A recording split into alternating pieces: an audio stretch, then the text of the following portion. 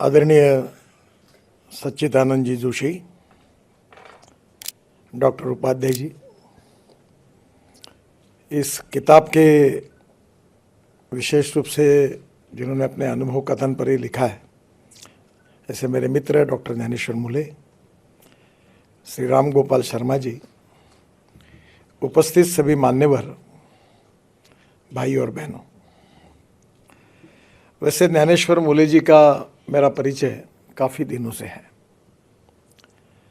जब वो forest department में अधिकारी के रूप में कार्य कर रहे थे और विशेष रूप से उन्होंने पासपोर्ट के संबंध में बहुत अच्छा कार्य किया, उसकी जानकारी मिलने के बाद उनके प्रति मेरी मन में बहुत अच्छी प्रतिमा उनके बारे में निर्माण हुई।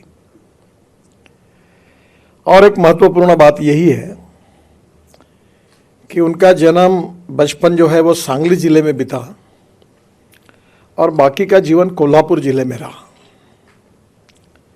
महाराष्ट्र के बारे में मैं अक्सर इस बात में बहुत अभिमान रखता हूँ कि साहित्य, संस्कृति, कला, इतिहास, विरासत और संस्कृति, इसके बारे में बाकी राज्यों के बारे में मुझे कुछ कहना नहीं है, पर महाराष्ट्र और बंगाल, इन दो राज्यों में उसकी एक अलग प्रतिमा है।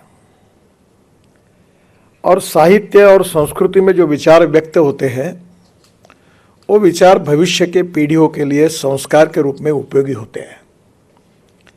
और इसलिए किसी भी व्यक्ति के जीवन में एक महत्वपूर्ण बात होती है कि उसके बचपन में उसके माता और पिता कैसे हैं और उसको जो टीचर्स मिले वो कैसे हैं, और शुरुआत के समय में उसके मित्र हैं, उसके गाइड एंड फिलोसोफर कैसे हैं, उसके ऊपर उस व्यक्तित्व की पर्सनैलिटी का एक जड़न घड़न उससे बनता है। मूले जी के बारे में एक छोटा सा कॉन्ट्रडिक्शन है कि वो सरकारी अधिकारी होने के बाद अच्छे कवि कैसे हैं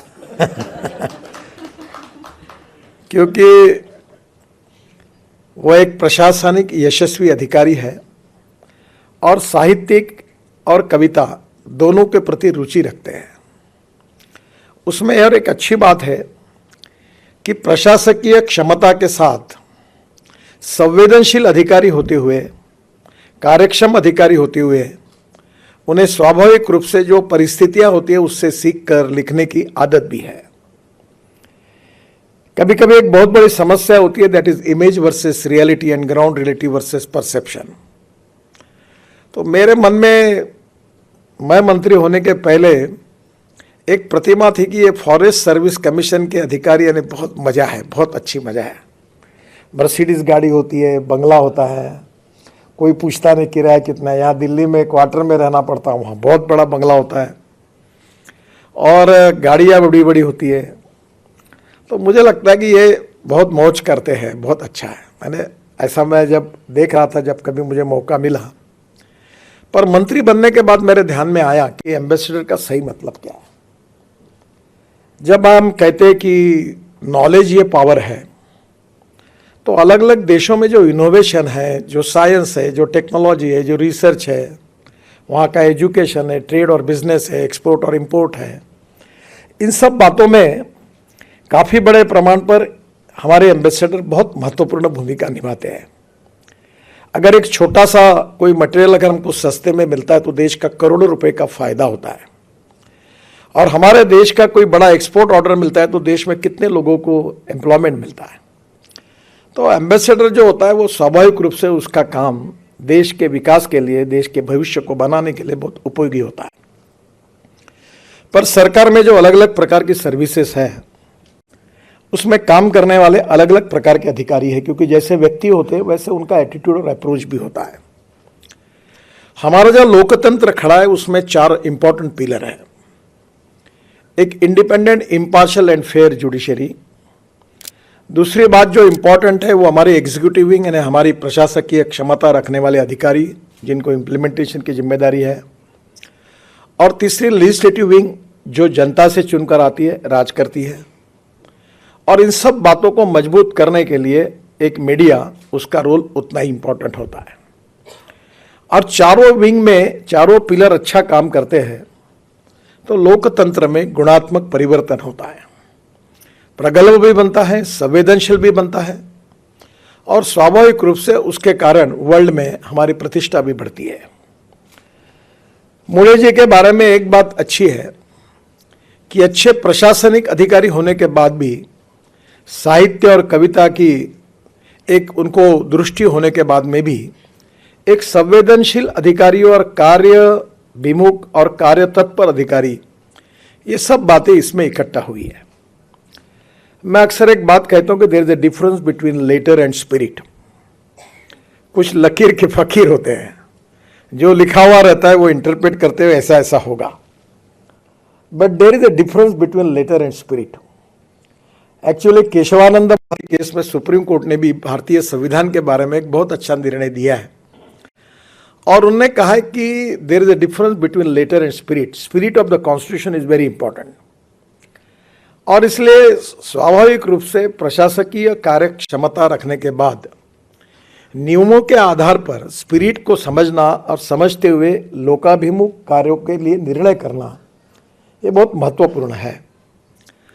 गांधी जी अक्सर ये कहते थे कि कानून का पालन तो होना ही चाहिए। मैं बहुत बार, मैंने आज तक जीवन में किसी अधिकारियों को कानून तोड़ने के लिए कहीं नहीं कहा। मैं कहता हूं break the law up to the last limit of breaking point, और ये समझो कि इसमें स्पिरिट क्या है।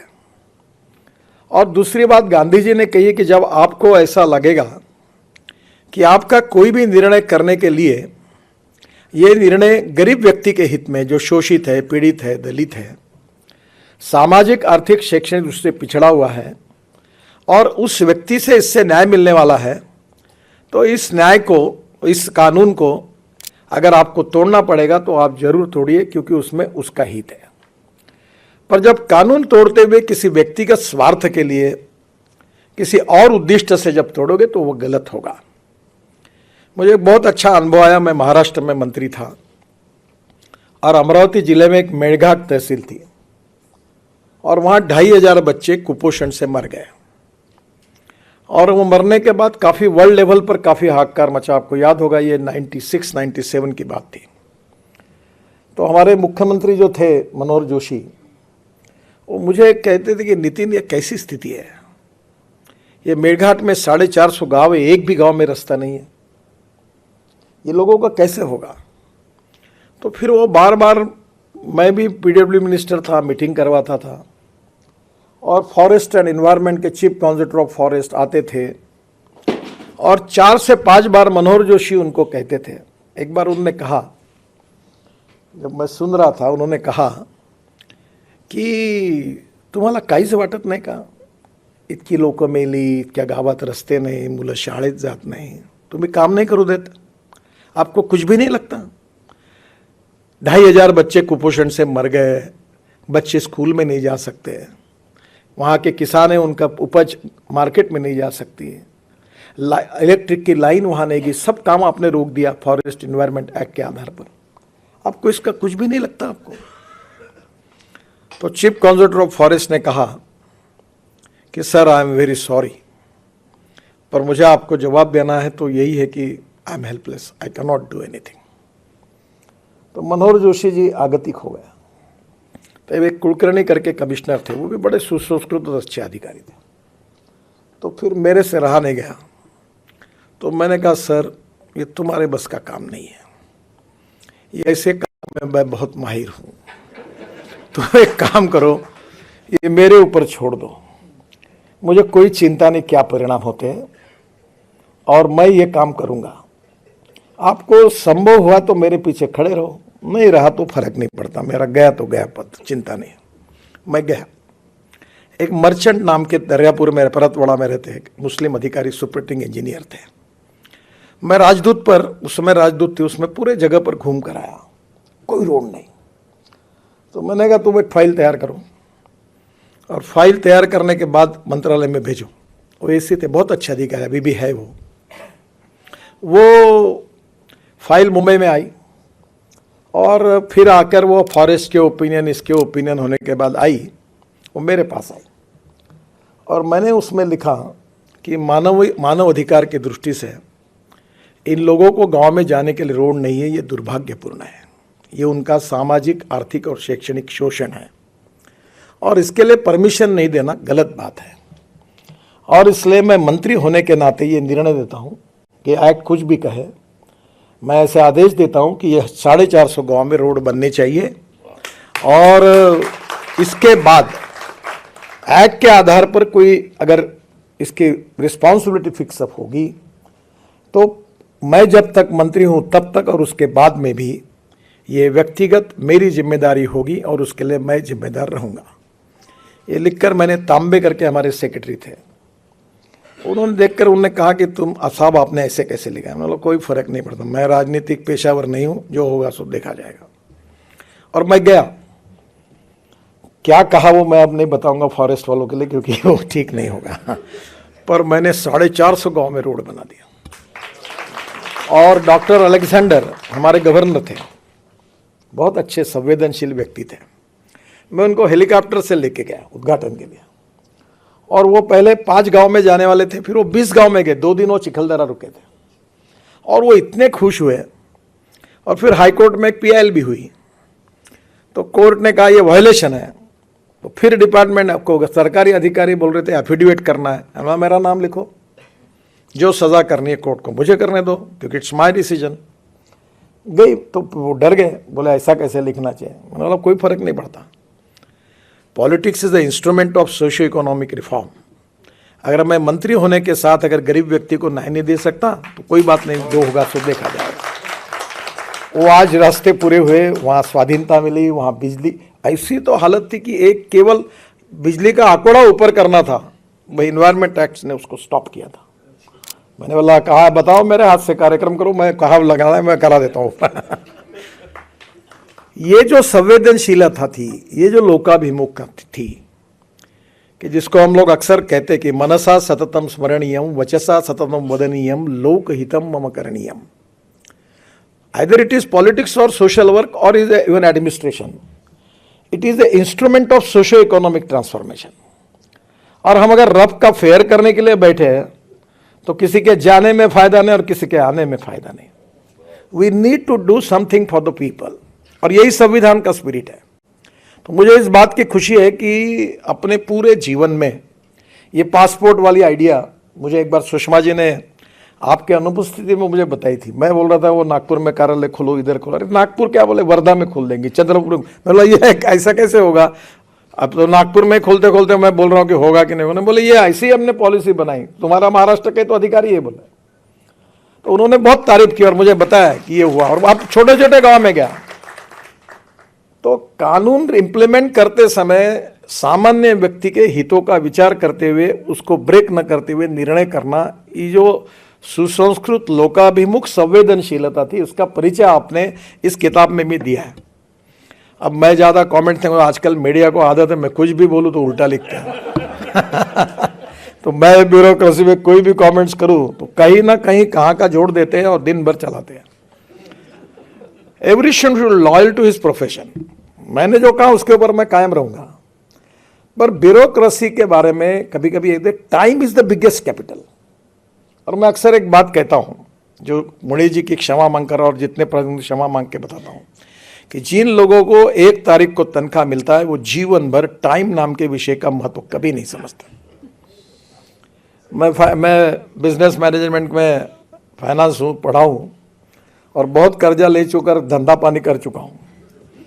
तुमने एक एक फाइल पर 15-15 दिन लेट करने से कितना चूना लग जाता है, इसका व्यक्तिगत जीवन में भी अनुभव लेता हूँ और बाकी कॉन्ट्रैक्टर को बर्बाद होते हुए मैंने देखा है। Only the problem is not taking decision is the best decision. आपको जो लगता है वो लो ना, रिजेक्ट करना रिजेक्ट करो, पास करना पास करो। अभी प्रधानमंत्री जी ने आदेश दिया कि कोई भी फाइल 4 लेयर के ऊपर नहीं जाएगी। मैंने नोट बनाकर सेक्रेटरी को दिया 4 लेयर पर दो, कितने लेयर हैं, जो करना है वो निर्णय करो। Problem time is the big problem और टाइम के कारण फिर लोगों को तकलीफ होती है। आपके डिसीजन क्या होता है इससे नहीं होती। और इसलिए इसका जब महत्व होता है जब अधिकारी संवेदनशील हो, दूसरों के व्यक्ति के भी पास जाकर उसके सुख दुख को समझने की कोशिश करनी चाहिए। मैं जब मंत्री बना तो करीब 406 प्रोजेक्ट 3,85,000 करोड़ के स्टॉल प्रोजेक्ट थे, बंद पड़े थे, और बैंकों में 3 लाख करोड़ का एनपीए हुआ था। मैं हमारे यहाँ फर्स्ट फ्लोर पर ट्रांसपोर्ट वन में रोज रात को 12-12 बजे तक बैठता था, अधिकारी, कॉन्ट्रैक्टर, कंसल्टेंट, बैंकर्स, और कुछ ना कुछ मुझे अक्सर लगता था कि positive attitude, fast track decision making process, transparency, corruption free system और डिसीजन मेकिंग प्रोसेस होनी चाहिए। We have to find out the way out, solution निकालना चाहिए विदाउट ब्रेकिंग द लॉ। तो मैं बहुत बार बैठता था, मतलब बैंक को बोलता तुम्हारा इसमें फ़ायदा है, तुम्हारा इसमें फ़ायदा है, ये ऐसे रोक के क्यों कर, लोगों को भी तकलीफ हो रही है, एक्सीडेंट हो रहे हैं, लोग मुझे गालियाँ देते हैं। एक बार मैंने एक अधिकारी को कहा कि तुम्हारा नाम क्यों नहीं लिखते रोड पर, गड्ढे भाई इतने, तो मैंने नियम बनाया कि रोड पर सब डिप्टी इंजीनियर सबका नाम लिखो कि ये रोड में गड्ढे है, तो मैं मेरा ही पुतला क्यों फूके, लोग आपका भी फूके। अगर आप लोग जब मेरे लिए करेंगे तो फिर आपकी भी जिम्मेदारी है ना। मैं मजाक में उनको कहा कि आपका भी कल लोग आपको भी पूछेंगे, नहीं तो तुरंत कुछ हुआ तो लोग बोलते कि क्यों ऐसा क्यों हुआ। तो शरद जोशी करके हास्य व्यंग्य के कवि थे, मेरे बहुत फेवरेट कवि थे, और आज भी मुझे कभी समय मिलता है तो मैं उनकी कविताएं सुनता हूँ। भोपाल के थे, और आपकी जो कविता है वो शरद जोशी जी की कविता को याद करने वाली बात है। बहुत अच्छा व्यंग्य करते थे। उनकी एक पोस्ट ऑफिस करके कविता है, एक उनकी कांग्रेस करके कविता है। पोस्ट ऑफिस कविता बहुत अच्छी थी। वो बोलते अगर अंग्रेज पोस्ट ऑफिस नहीं खोलते, अगर हम खोलते तो क्या होता। तो वो बोलते पहले एक व्यक्ति पोस्ट ऑफिस आता, आने के बाद काउंटर पे जाता, बोलता मुझे चिट्ठी लिखना है। तो उससे सवाल पूछता क्यों लिखना है, आवश्यक है क्या, क्या कारण है, बहुत इमरजेंसी है क्या। फिर बड़े मुश्किल से वो परमिशन देकर एक चालान देता हाथ में, मैं चालान भरता। चालान भरने के बाद मैं ट्रेजरर के पास, कैशियर के पास जाता, उसको चालान जमा करता। चालान जमा करने का पता क्या है, क्यों चिट्ठी लिख रहे हो, अरे भाई चालान दिया। चालान देने के बाद वो मुझे पोस्ट कार्ड देता, मैं घर आता, चिट्ठी लिखता, और जब मैं पोस्ट ऑफिस के सामने लाल डिब्बे के सामने जाता तो एक सिक्योरिटी गार्ड खड़ा रहता, ए क्या कर रहा है, नहीं चिट्ठी डाल रहा हूँ, चल चाय पानी के पैसे ला। तो बोले मैं चिट्ठी डालता, डालने के बाद चिट्ठी के बाद उसका जवाब आता, चिट्ठी तो वर्णन तो बहुत बड़ा है, और चिट्ठी आता, जवाब आता है, तो मुझे पता चलता है कि पोस्ट ऑफिस में जवाब आया है। तो मैं जाता, तो वो बोलता अच्छा जवाब आया है, पर तुम शरद जोशी हो, इसका मतलब क्या है, तुम ही हो है क्या और कोई हो, जाओ पहले एफिडेविट करके लाओ कि मैं शरद जोशी हूँ और कोई नहीं हूँ, तब चिट्ठी तुमको मिलेगी। फिर वो एफिडेविट करता, एफिडेविट करके देता, और ऐसा करके उन्होंने आखिरी में वर्णन किया है कि वो चिट्ठी का जवाब लेकर मैं घर आता तो लोग बोलते क्या कहा जोशी जी की पहुंच है, चिट्ठी भी लिखी, जवाब भी आया, अरे इनका तो बहुत बड़ा लगा। वो प्रशासनिक पद्धति पर किया हुआ व्यंग्य है। सभी ऐसा है ऐसा भी नहीं है, पर वो जैसे मेटल जो होती है गुड कंडक्टर ऑफ इलेक्ट्रिसिटी, वैसे प्रशासन भी लोकाभिमुखता और संवेदनशीलता का गुड कंडक्टर होना चाहिए। और वो मोड़े जी कहे, इसलिए उनके पूरे किताब में एक लोकाभिमुख संवेदनशील अधिकारी का भावना एक प्रकार से व्यक्त हुई, इसीलिए किताब महत्वपूर्ण है। और उनका जो अनुभव है वो इसलिए महत्वपूर्ण है कि अनुभव से बहुत सीखने के लिए मिलता है। सीखने का पेटेंट किसी के पास नहीं है। मैं अक्सर लोगों को कहता हूँ कि मैं भी बहुत सामान्य व्यक्ति हूँ, और आज भी मैं फुटपाथ पर खाने वाला, थर्ड क्लास में पिक्चर देखने वाला और नाटक पीछे से देखने वाले लोगों में से बड़ा हुआ हूँ। तो मुझे वो जीवन बड़ा अच्छा लगता है। जेड प्लस सिक्योरिटी गार्ड अड़चने आती है तो मैं सबको रात को छोड़ने के बाद फिर निकल जाता हूँ फुटपाथ पर, क्योंकि वो मैं वहाँ अक्सर मुझे मेरी औकात की याद दिलाती है। जो मेरी जो कविता थी वो बड़े अच्छी लगती है। तो एक इम्पॉर्टेंट बात यही है कि आपके जीवन में इन सब अनुभव के साथ आपका जो अनुभव आया, विदेशों में आया है, रशिया का अनुभव आपने आया, आप और इसमें लिखिए। मैं इस विषय पर बहुत कुछ थोड़ा बहुत, मैं इतना तो विद्वान नहीं हूँ और मुझे उतना टाइम ही नहीं मिलता, पर साम्यवाद, समाजवाद और पूंजीवाद, ये तीनों बातों में हमारे देश में बहुत बड़े बड़े लोगों ने काम किया है। एक समय समाजवादी और कम्युनिस्ट रहना एक गौरव का विषय रहता था। मैं चाइना में गया था, बीजेपी के प्रेसिडेंट के रूप में मुझे कम्युनिस्ट पार्टी ऑफ चाइना ने इनवाइट किया था। तो जब पूरा देखा मैं उनके पास, तो मैंने बोला ये सब liberal economy, non residential Chinese जो थे मंगोलियन वंश के, उन्होंने पूरी इन्वेस्टमेंट लाई, शंघाई बना, सब लिबरल इकोनॉमी थी। तो मैंने पूछा तुम्हारे यहाँ लाल बावटा छोड़ के तो कुछ कम्युनिस्ट कुछ लगता है नहीं कुछ। तो उन्होंने कहा हमें देश की प्रगति करनी है। तो समाजवाद, साम्यवाद और पूंजीवाद, हमारे देश में समाजवादी पार्टी भी थी, कम्युनिस्ट पार्टी भी थी और स्वतंत्र पार्टी भी थी। और अमेरिकन लिबरल इकोनॉमी जो थी वो भी आज दुनिया के सामने आई है। फिर भी दुनिया के इकोनॉमिक्स और फिलोसोफर ये कह रहे कि स्टिल हमें जवाब नहीं मिल रहा है कि व्हाट इज एग्जैक्टली कि जिससे हम कर सकते हैं। तो जो सबसे आखिरी व्यक्ति है उसकी प्रगति और विकास कर अगर इकोनॉमिक ग्रोथ करनी है तो निश्चित रूप से कौन सा इकोनॉमिक मॉडल होगा, ये विश्व के सामने भी बहुत बड़ा प्रश्न है। और आप जैसे लोगों को ये अनुभव मिला है कि रशिया में भी रहना है, तो मैं ये कहता हूँ कि एम्प्लॉयमेंट जनरेशन, जब तक कैपिटल इन्वेस्टमेंट नहीं आएगी तब तक एम्प्लॉयमेंट पोटेंशियल नहीं निर्माण होगा। एम्प्लॉयमेंट पोटेंशियल नहीं होगा तब तक इरेडिकेशन ऑफ पॉवर्टी नहीं होगी। मैं कभी कभी मजाक में, मैंने एक बार हमारे एक बहुत बड़ा मिहान करके प्रोजेक्ट होगा, जो 500 करोड़ रुपए की इन्वेस्टमेंट करेगा मैं उसके पैर छूने के लिए तैयार हूँ। तो मुझे पत्रकार ने कहा ऐसे क्यों कहते हो आप? अरे मतलब उसके पैसे का छोड़ो, मेरे यहाँ के 5000 लोगों के हाथ को काम मिलेगा, रोजगार मिलेगा, ये मेरे लिए महत्वपूर्ण है। अब गाँव में मैं कहता हूँ किसानों को, मैं किसानों में काम करूँ, अन्नदाता वगैरह मत बनो, ऊर्जादाता बनो, ग्रीन हाइड्रोजन बनाओ, इथेनॉल बनाओ। ये गेहूँ चावल मक्का लगा के कोई परिस्थिति बदल नहीं सकती। तो बहुत से बार ऐसी चीजें हैं कि वर्ल्ड में जो एक्सपीरियंस आपको मिलता है अलग अलग देशों में, बहुत सीखने लायक है और देश में भी सीखने लायक है।